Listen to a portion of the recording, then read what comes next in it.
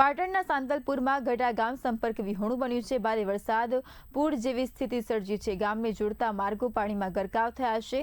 વાહન વ્યવહાર સંપૂર્ણપણે ઠપ્પ બન્યું છે। બાબરા ડેમ તૂટ્યા બાદ સ્થિતિ ગંભીર। સ્થાનિક તળાવ તૂટતા પાણી ગામમાં ઘૂસ્યા। નીચાણવાળા વિસ્તારો જળબંબાકાર બન્યા। ગ્રામજનોમાં ભય અને ચિંતાનો માહોલ।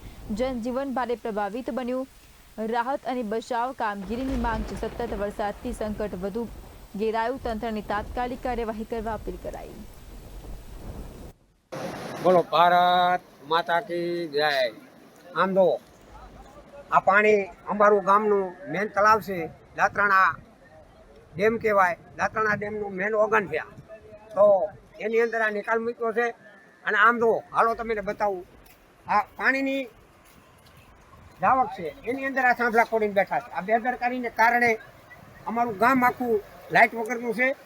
અને આ પાણીનો નિકાલ છે, નિકાલની અંદર આ લોકોએ થાંભલા ખોડ્યા છે। આ વ્યાજબી આમ તો અમુક પણ એમ થાંભલા ખોડી અને વિજય બોર્ડ વાળા જતા રહ્યા છે, તો આ એને કોઈ કહેનારું નથી। અને ગામના લોકો ફોન કરે તો ફોન ઉપાડતા નથી। અને આ પાણીની આવડી બધી જાવક છે। આ પાણીની અંદર આ થાંભલા ના હાલે તો મહેરબાની કરીને વિજય બોર્ડ વાળે અમે વિનંતી કરી છે કે આવી રીતે બેદરકારી ના કરો।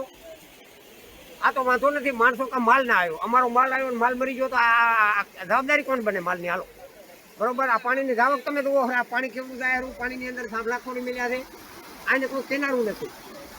અને વિજય બોર્ડમાં જઈએ એટલે કોઈ અમને જવાબ દેતા નથી। અત્યારે ગામ આખું લાઇટ વગરનું છે। જેમ બને છેવટ અમે 8 કલાક વાળી લાઇટની અંદરથી જોઈન્ટ કરી અને લાઇટ આપો ગામને।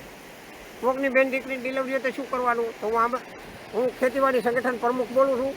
આ મારી વિનંતી છે, આગળ અમારે ના જવું પડે। વિજય બોર્ડ વાળાને વિનંતી કરું કે તાત્કાલિક અમારી લાઇટ આવે એવું કરો, નકર અમારે આગળ પછી વિનંતી આગળ કાર્યવાહી ના કરવી પડે। જય હિન્દ।